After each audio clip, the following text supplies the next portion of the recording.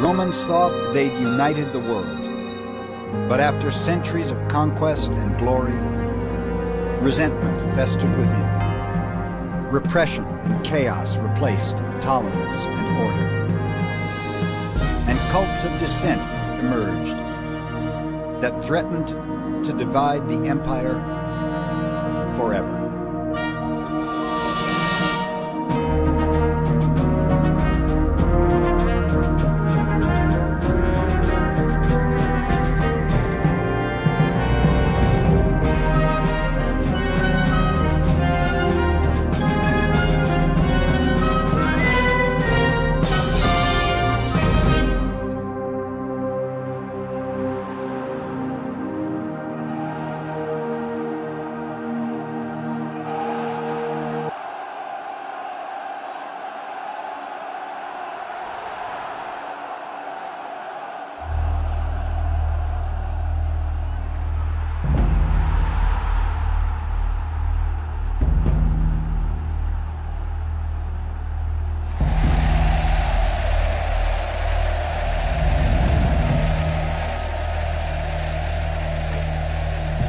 In 203 AD,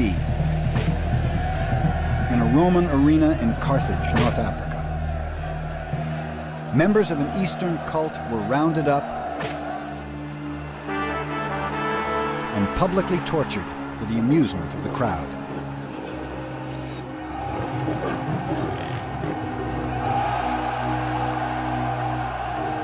Their crime was religious conviction.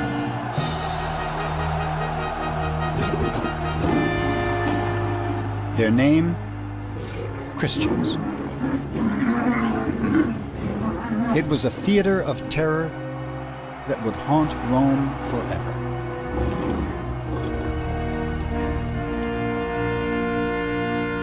One of the victims that day was Perpetua, a woman who redefined the meaning of defiance. Perpetua is a young mother, a beautiful young girl, and she is determined to stand by her faith.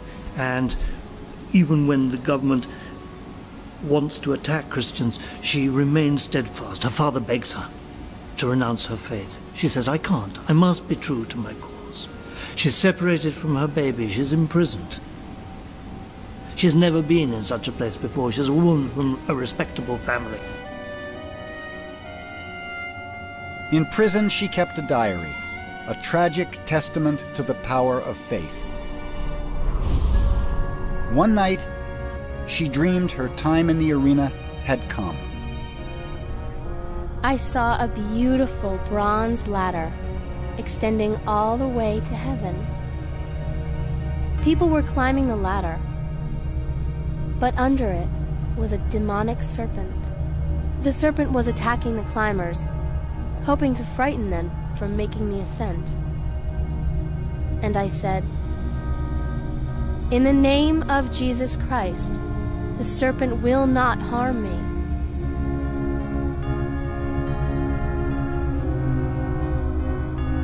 Then I awoke, knowing that it wasn't beasts that I'd fight in the arena, it was the devil. And I knew I would be victorious.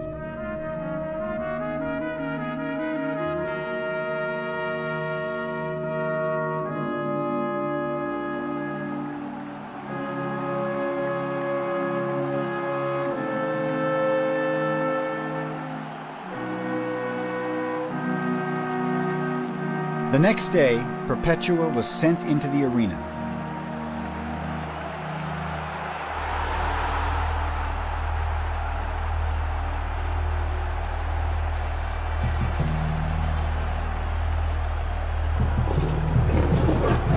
The lions were released, but they refused to touch her. So a gladiator was sent in to finish her off. When he too hesitated, Perpetua grabbed his sword and slit her own throat in defiance.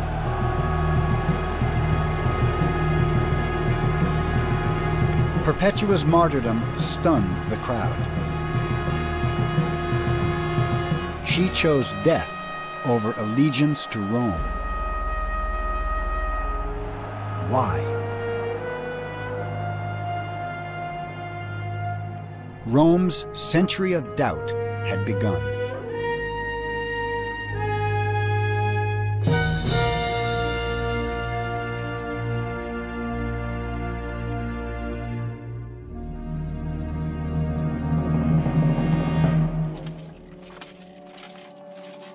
For hundreds of years, the benefits of Roman rule seemed clear. Her army created the most stable empire the world had ever known. From Scotland to the Sahara, from the Atlantic to the Euphrates, everyone enjoyed the blessings of Rome's peace. Her government gave the Mediterranean centuries of community, stability, and prosperity. For hundreds of years, it was good to be Roman. But that wouldn't last. Our history now descends from a kingdom of gold to one of iron and rust. Cassius Dio.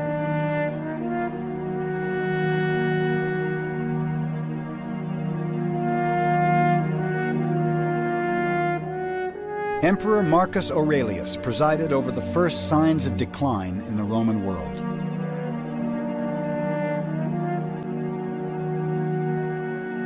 Born in 121 AD, he was groomed from an early age to be Rome's next emperor. Aurelius had 20 years to dream about the kind of ruler he wanted to be and the kind of empire he wanted to rule. As a Roman, he believed there was a divine order to things. As emperor, he hoped to recreate that order in the Roman world, which is what Romans had done for centuries with astounding success everywhere. They pacified the entire Mediterranean with one set of laws, regulated trade with one currency, replaced diversity with conformity. Rome's empire stretched for 2 million square miles, but whether you were in Egypt or England, you could always travel a straight Roman road to a familiar Roman city. Roman roads reflect a tremendous centralized organization. All roads led to Rome, of course, and you could come to the city of Rome and go to the Forum, and there was a golden milestone which told you how far it was to every other city in the empire. Romans liked to know where they stood. They planned their cities like they planned their lives, in a methodical, orderly fashion. If nature was unpredictable, they tamed it. Romans channeled water to their cities in massive aqueducts, arguably their greatest logistical triumph. Rome had been a symbol of order and stability for centuries. And Marcus Aurelius expected to continue that tradition. In 161 AD, Aurelius finally became emperor. For 23 years, he'd been planning a peaceful rule. He was in for a brutal awakening. Later that year, war broke out in the east. Barbarians crossed the frontier and attacked a Roman province. A deadly plague ravaged the empire, killing a quarter of Rome's population. Germanic invaders then exploited the disaster and attacked from the north.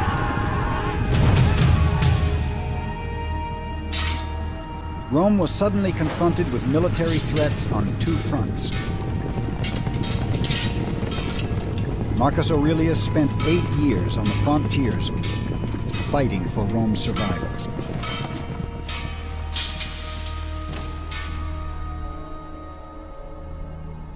Like many, he feared it was the beginning of the end, that the great Roman Empire was about to fall to an invading army. But his fears were misplaced. For Rome's greatest problems lay within, as did the emperor's. Marcus Aurelius had cancer. He took daily doses of a drug he hoped would alleviate his suffering. It didn't. And in 180 AD, the disease finally won. Aurelius's painful death foreshadowed the fate of the empire he left behind. Rome, too, was suffering from a fatal disease: cultural decay. It was an erosion of traditional Roman values that would force many to turn to foreign cults for their salvation. And, like Perpetua, question their allegiance to Rome.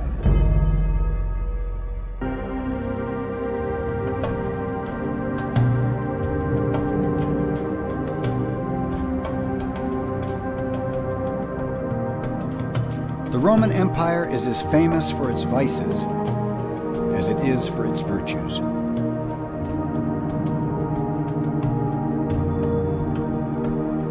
Corrupted by wealth and power, Rome's legacy was tainted by images of indulgence and imperial excess. The Emperor Commodus epitomized the decay. His arrogance would force everyone to question their allegiance to Rome. Commodus succeeded his father Marcus Aurelius in 180 AD. Traumatized by an early attempt on his life, Commodus shunned all public appearances and left Rome in the hands of his closest advisors. As they terrorized Rome, Commodus amused himself in the palace. He maintained a harem of hundreds of young boys and girls and abused them at his whim. He kept amongst his minions certain men named after the private parts of both sexes, and on these he liked to bestow kisses. Herodian. It was a lifestyle funded by corruption and extortion. Resentment festered throughout the empire.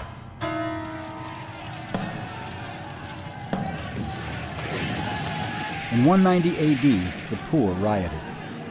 They thought Commodus had deliberately hoarded grain to inflate its price and increase his profits.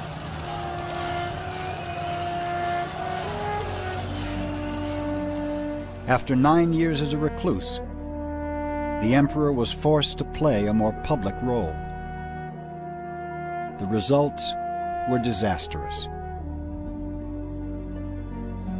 He demanded he be made a living god.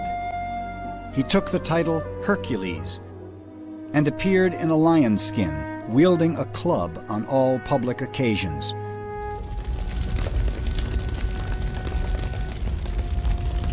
When a huge fire consumed Rome in 191 AD, Commodus outdid himself. He proposed the rest of the city be destroyed and an entirely new one rebuilt in his honor. But first, Commodus chose Rome's most famous landmark for his ultimate act of indulgence. On November 17th, 192 AD, people flocked to the Colosseum. Something truly shocking was on the program. That afternoon, the slaves and criminals who normally fought in the arena were joined by someone very special.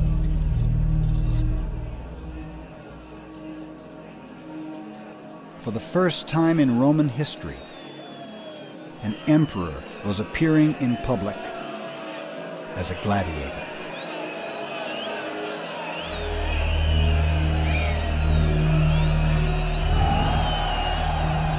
Commodus may have won that day, but his victory was short-lived. Commodus was assassinated on December the 31st, on New Year's Eve, because next day he planned to be inaugurated as consul, dressed up as a gladiator. And that was such an affront. It's as though the American president attended inauguration dressed in American football kit. It was a complete insult to the total political way of life.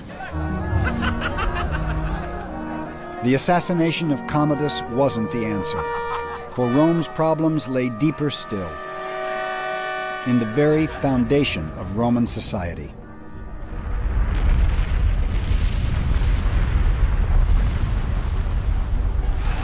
On August 24th, 79 AD, a volcano in southern Italy erupted.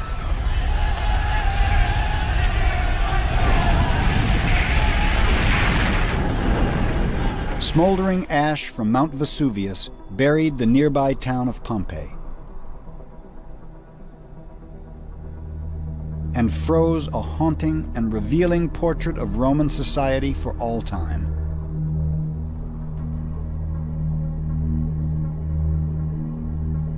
Suffocated by ash, the victims that day seemed united in death.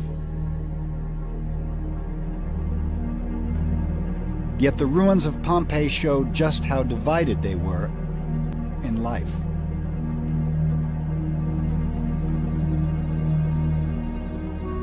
The rich lived lives of gaudy luxury.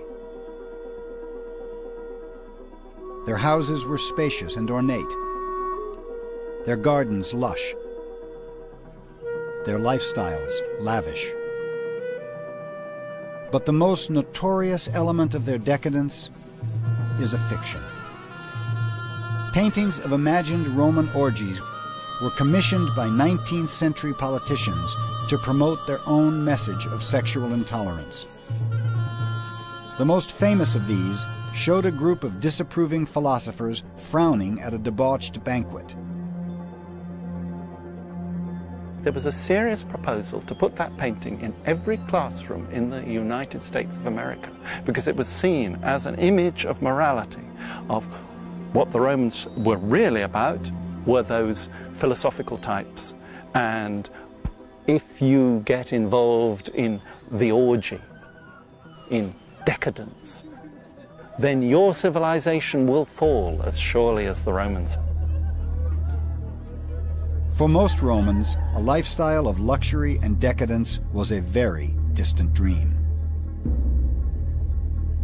The gap between wealthy and poor was 10 times worse than today. 95% of the population struggled beneath the poverty line. They lived in dark, fire-trapped tenements, entire families packed into a single room. The child mortality rate was 50%. Typhoid and diphtheria were constant threats.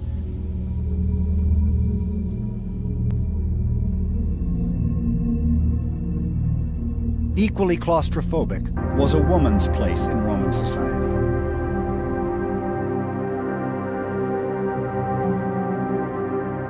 Women were considered biologically and morally inferior to men. They couldn't vote, buy property, or choose who they married. Their fathers and husbands had legal and financial control over them most of their lives.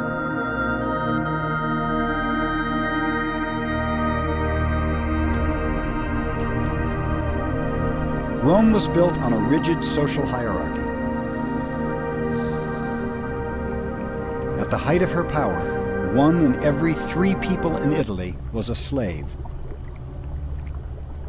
And it was their sweat and their labor that gave Roman cities their fabled wealth and splendor.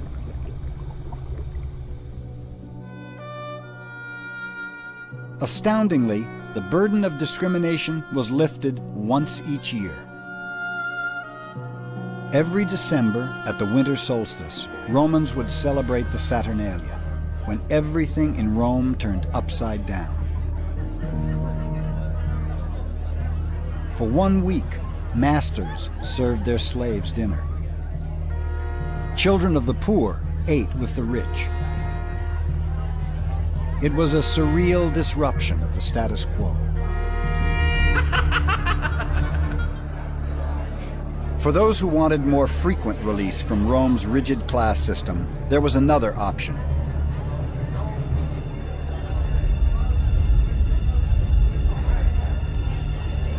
The cult of Dionysus was Greek in origin. Its controversial rituals, or bacchanalia, arrived in Italy in the 2nd century BC. With wine and dance, devotees entered a kind of collective trance,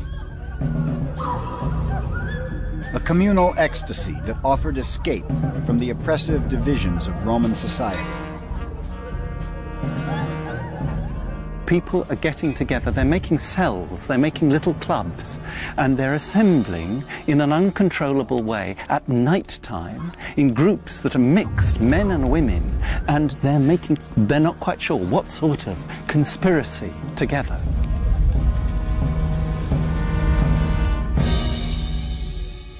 And it is dealt with in an extremely bloody way. I mean, not only is the cult of Dionysus completely banned, but the consuls go up and down the country. There are many executions.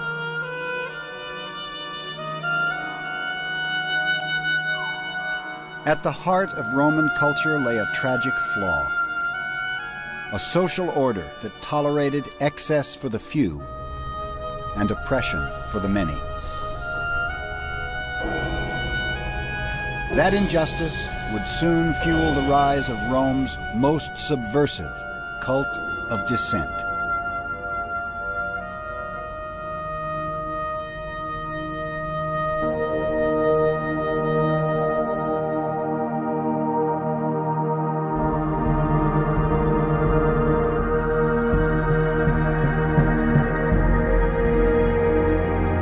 There was one ideal that made everyone proud to be Roman. An ideal as old as Rome itself.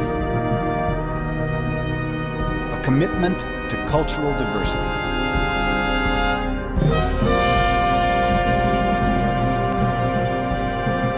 Roman society was always enormously open. There's a wonderful story about Romulus, who, when he goes to found Rome, calls upon people to come and live in the city.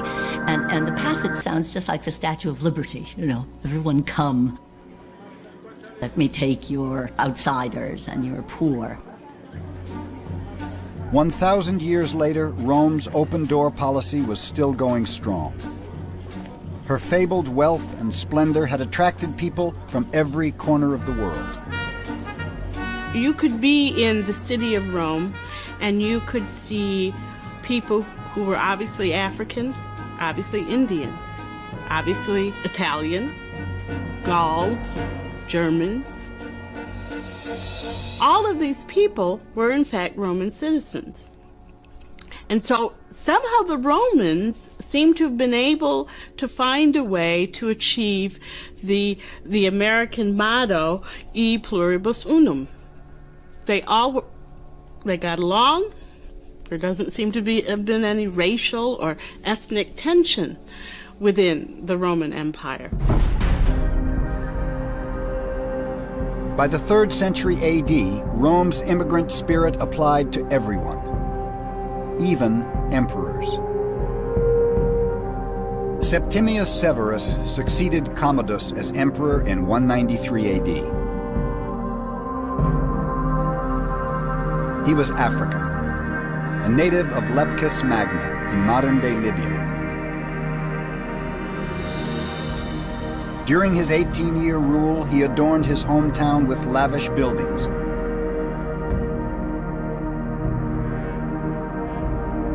And brought some of its magic back to Rome.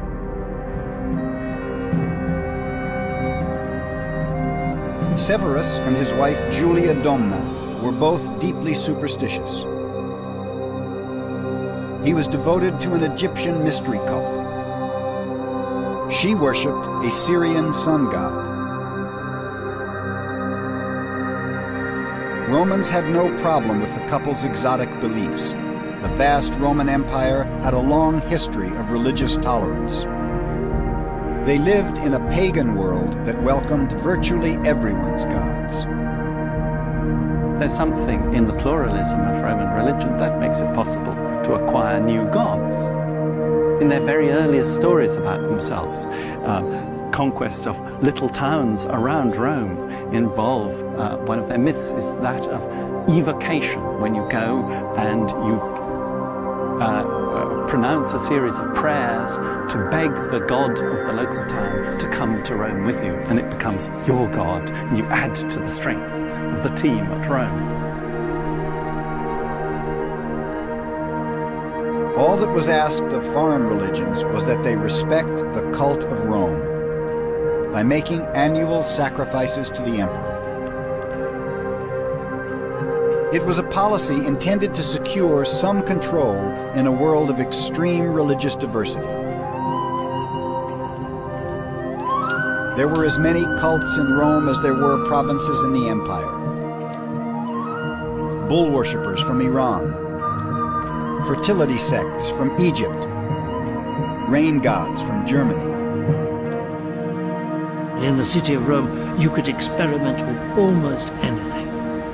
And in that way, I suspect the religious menu, the huge a la carte menu of choice, not as large as it would be in Los Angeles or in New York, but still very wide. But by the 3rd century AD, religious diversity was leading to chaos. People were overwhelmed by the choices that surrounded them.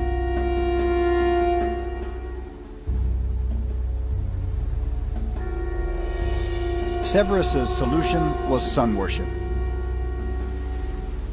He hoped it would prove a unifying force in a very fragmented world.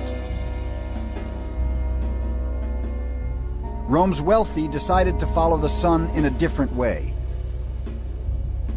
They traveled east, to Greece, Egypt, even as far as India, in search of themselves. But if Romans were confused, their leaders were completely out of control. In 211 AD, Severus was succeeded on the imperial throne by his son Caracalla, whose most memorable act as emperor was to murder his own brother, Geta. He was sick in body and mind. He often thought he was being pursued by his father and his brother, armed with swords.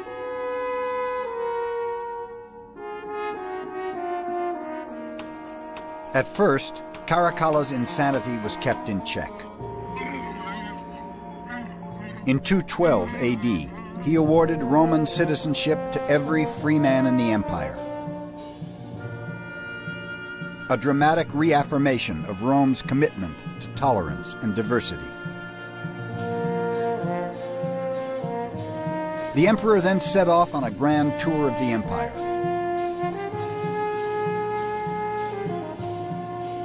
In December 215 AD, he reached Egypt.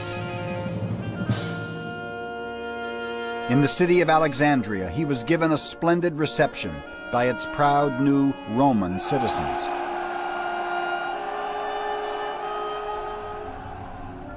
The affection didn't last long.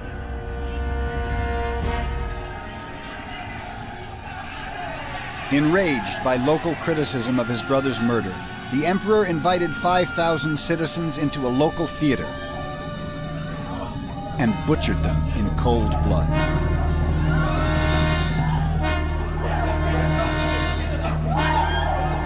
In one afternoon, Caracalla destroyed the fabled value of Roman citizenship.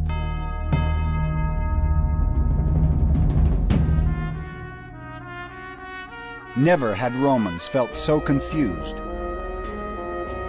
or so conflicted about their place in the world. They're looking for something in the same way that we Americans are looking for something. I think we can use that same explanation to explain things like Heaven's Gate and the Jonestown Massacre and any of the cults that have arisen over the past few years. When they lose their identity, you find that they begin to turn to cults.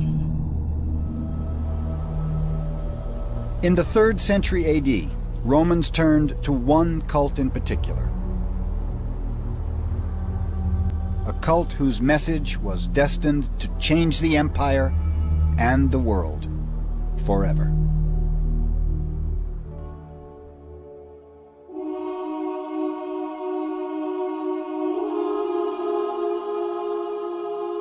Christianity's dramatic rise to power in the Roman world would change everything.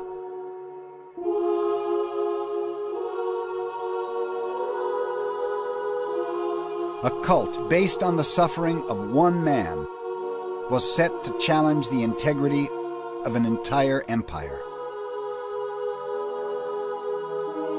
Christianity's message spread west from Judea in the 1st century AD, carried by a small band of apostles. In Rome, it struggled for identity, one of many obscure cults in a crowded city. One blatant act of brutality would set it apart. In 64 AD, the Emperor Nero publicly massacred hundreds of Christians in Rome, blaming them for a fire they didn't start. It was the first time most Romans had even heard of Christianity. But the cult was a perfect scapegoat, its values radically un-Roman. Blessed are the meek, for they shall inherit the earth. Matthew. Woe to you who are rich, for you have already received your comfort. Luke. Christianity is a protest movement in one real sense. We mustn't think of early Christians as people who went on demonstrations through the streets of Rome or picketed the Senate House or threw eggs at emperors. They're not that kind of group. They're very quiet, introverted, keeping themselves to themselves. So anti-Roman in their beliefs, but not a protest movement in the sense of marching on Rome. Christianity's most revolutionary ideal was spiritual equality. It was a direct threat to Rome's belief in hierarchy and social division. Women in particular were attracted to the new cult. It granted them the independence they'd been denied by Roman society. The only public position of power and prestige open to a Roman woman was as a Vestal Virgin. Rome's 6 Vestal Virgins attended all important state events. But their principal duty was to look after the sacred fire of Vesta, the Roman goddess of the hearth. This fire was the symbol of Rome's longevity, and it was their job to ensure it never went out.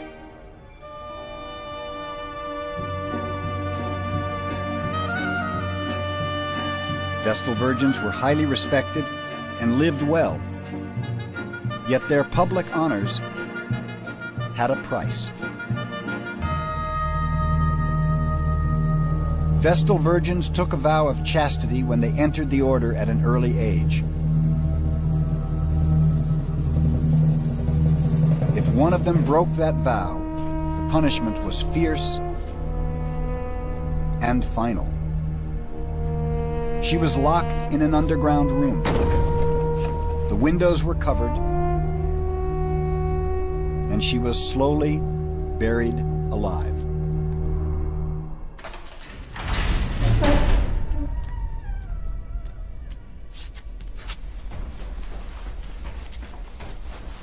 Ironically, early Christians chose to be underground. They felt safer meeting in the labyrinth of burial chambers beneath the city, known as the catacombs. Here, women participated in the ritual of communion on an equal footing with men. This shocked pagan Rome and gave rise to scandalous rumors.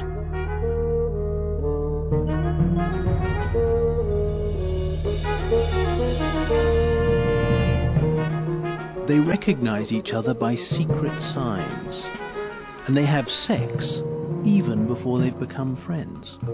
They call each other brother and sister, and thus their common fornication becomes a kind of incest. They worship the private parts of their priest.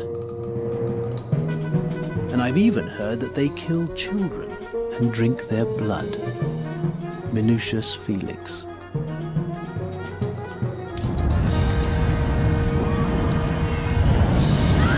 Precisely the same accusations would be used by Christians to condemn witches in later centuries.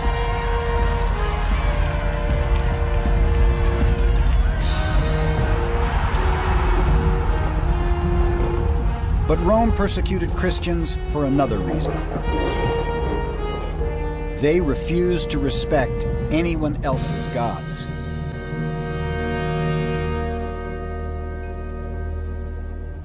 For there is only one God and one mediator between God and men, the man Jesus Christ. 1 Timothy. They couldn't absorb Christianity because it will not allow you to sacrifice to other gods. In particular, Christianity involves the rejection of the cult of the emperor. And because the cult of the emperor is virtually the only way in which the whole empire can express its unity, this is very disruptive. At first, the Roman state tried hard to ignore the conflict.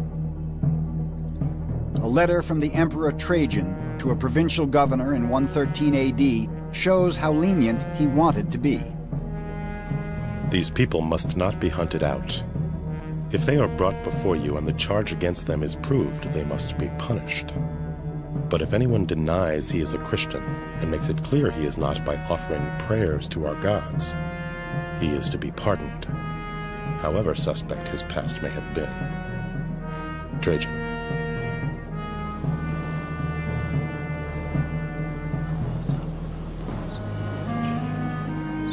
Trajan was wise in his restraint. Rome's previous attempts at social repression had backfired. In 19 BC, the Emperor Augustus embarked on a program of brutal moral reform. He feared that the Roman aristocracy, decimated by recent civil wars, was dying out. His solution was to persuade Roman families to produce pure Roman babies quickly. Adultery was made a capital crime, punishable by exile or death. Romans openly mocked his moral crusade. Ovid, the most popular poet of the day, provoked the emperor's wrath by publishing a book called The Art of Love, celebrating sex and secret liaisons. Augustus panicked and banished Ovid to a bleak outpost on the Black Sea. Though others have been exiled for weightier causes, a more remote land has been assigned to no one. Nothing is farther away than this land, except only the cold and the enemy and the sea whose waters congeal with the frost. Ovid. Ovid died there 10 years later, still dreaming of Rome.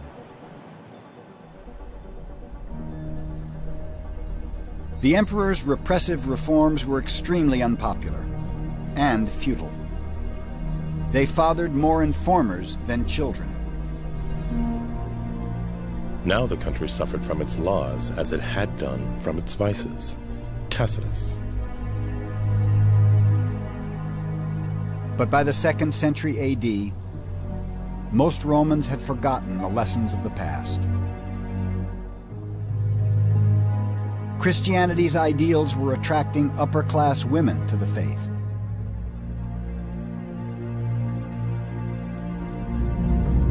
Their refusal to perform public sacrifices to the emperor threatened the male elite. Their response was highly controversial. Its severity still debated today. In the first 3 centuries after Christ, most Romans neither cared nor noticed Christians, and they certainly didn't see them as an endless supply of lion food.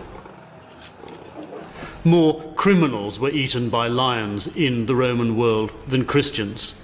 This is an image which has been created by later Christian sources, keen then to present themselves as an active movement of protest against Rome. And yet, accounts of public persecution have survived. Rituals of repression that backfired. For persecution produced victims. Victims willing to become martyrs. One of these was Blandina, a young slave girl.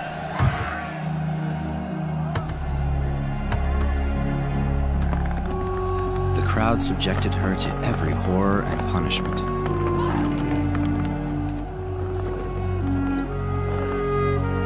Yet she was by now indifferent to suffering and kept faith in Christ. To the crowd's amazement, Blandina endured 3 days of horrific torture in the arena. In the end, she too was killed, though the pagans admitted they had never seen a woman suffer so much for so long. Eusebius.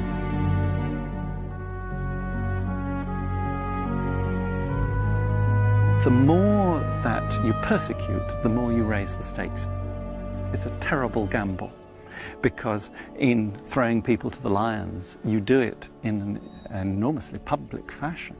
And if the martyrs play the game well, if they not survive their martyrdom, but maintain their dignity, keep the crowd on their side through the martyrdom, then it's a wonderful recruiting ground. And the effect of great persecution is that everyone knows you've got to go this way or that. The big choice is Christian or not. A protest movement was quickly gaining momentum. Its very popularity posed a fundamental threat to the Roman way of life.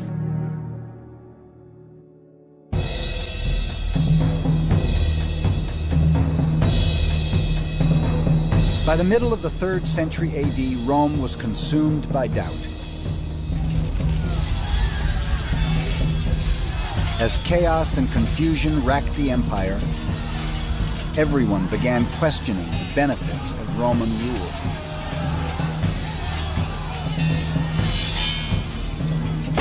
Between 235 and 270 AD, more than 30 Roman generals proclaimed themselves emperor.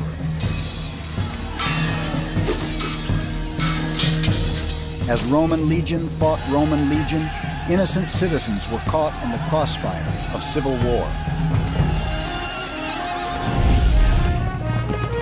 Barbarians seized the opportunity and streamed across the frontiers. Germans in the west and Parthians in the east disrupted the provinces. Inflation soared and livelihoods were destroyed.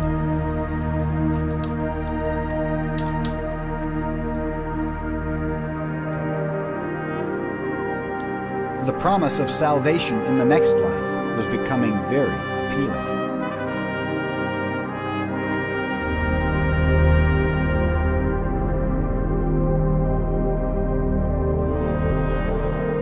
Christianity's tradition of charity attracted many converts in Rome's century of chaos and doubt. The size of the catacombs in Rome, the cult's secret meeting place, shows just how popular Christianity had become.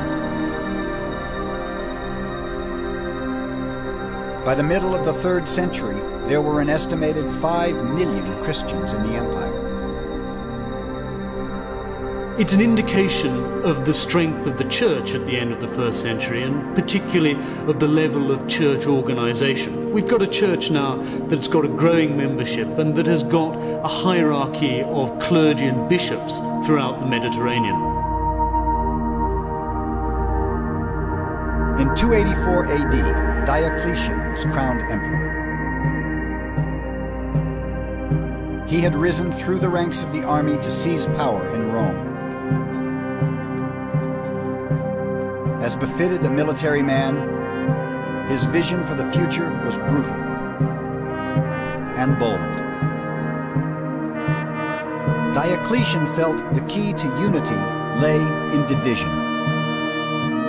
He split the Roman world in two and agreed to share power with 3 other generals. Their coordinated efforts did bring peace, but only for a time.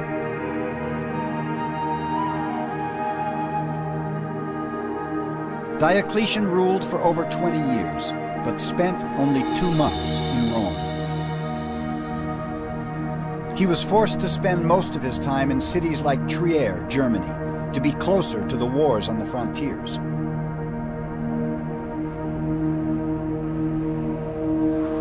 Rome, a beacon of strength for over 1,000 years, felt increasingly vulnerable, as did the emperor. In a desperate bid for respect, Diocletian proclaimed himself the son of Jupiter and insisted that everyone kneel in his presence and kiss the hem of his robe. To many, it was empty spectacle, and they began looking elsewhere for reassurance. Now, even members of the imperial court were secretly converting to Christianity. Diocletian has said that the unity of the empire is not just a military matter, but it's a religious matter. And if we can stamp out Christianity, then we will all be worshipping the same gods, so we will all be the same empire. And when that gamble fails to come off, you fail to stamp out Christianity, the martyrs produce more Christians.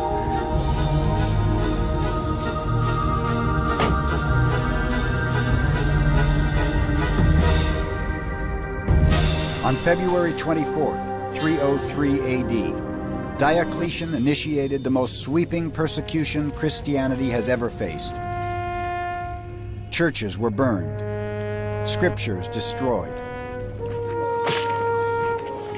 Christians sent to work in state mines, or imprisoned and tortured for their beliefs. If they still refused to sacrifice to Rome's gods, they were publicly tortured. Rome, once a proud culture of tolerance, had become a repressive cult of order.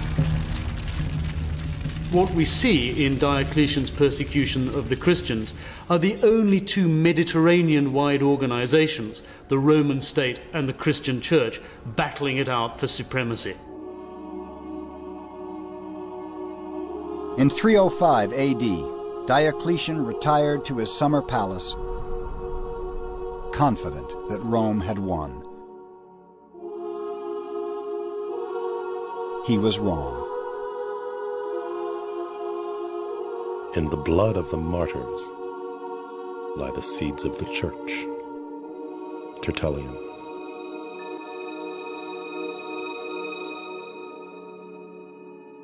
There's an irony about Roman history in that one of the great accomplishments of Rome were the roads. And I think it's fascinating that those roads are what did Rome in. Because over those roads came the cults, came ideas that would undo the Roman identity and Roman sense of self.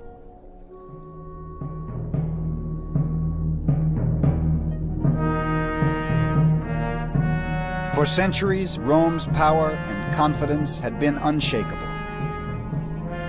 She had basked in the achievements of her empire, convinced of the glory of her rule. But a cult from Judea confronted Rome's arrogance, challenged her inequality, and exposed her brutality. Rome, once a symbol of order and control, was crumbling into chaos and confusion.